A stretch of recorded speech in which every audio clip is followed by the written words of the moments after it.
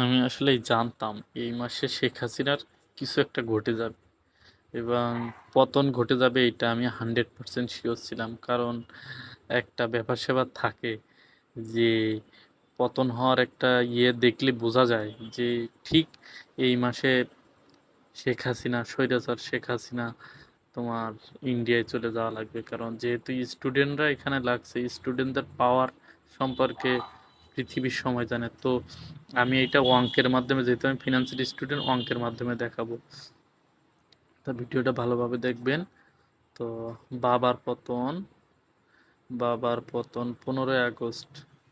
ভিডিওটা কিন্তু শেষ পর্যন্ত দেখবেন। 15ই আগস্ট।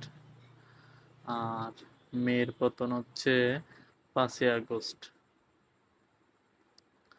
আপনি ভিডিওটা শেষ পর্যন্ত না দেখলে কিন্তু মিস করবেন কিভাবে অঙ্কের মাধ্যমে এটা ডান পক্ষ বাম পক্ষ প্রুফ করে দেখানো হচ্ছে। 5ই আগস্ট, তা 15ই আগস্ট গুণ 5ই আগস্ট, 5×15 = 75,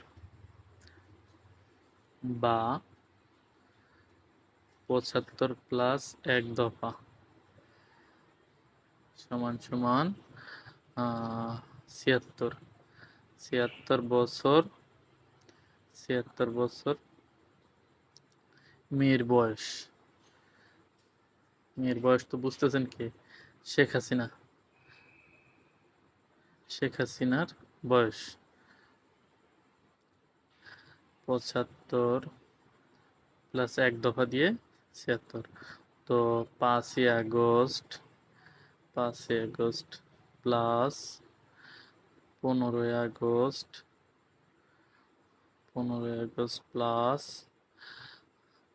75 সাল। 75 সাল বুঝছেন তো কোনটা? 75 সাল যে বাবার পতন হয়েছে 75 সাল, প্লাস 1 দফা, বা 5, এটা আমি ভেঙে নিছি। 5 plus 1 plus 5 plus 7 plus 5 plus 1 দফা। তো 5 আর 1 6, 7 6 13, 15, টোটাল 24 সাল। দেখেন, 75 সালে বাপের পতন, 24 সালে মার মানে মেয়ের পতন। এখানে কিন্তু যারা অঙ্ক টুকটাক বোঝেন, মানে আর কি, তারা বুঝতেছেন আসলে প্রুফ হয়েছে কিনা, বাম পক্ষ ডান পক্ষ বাম পক্ষ প্রুফ।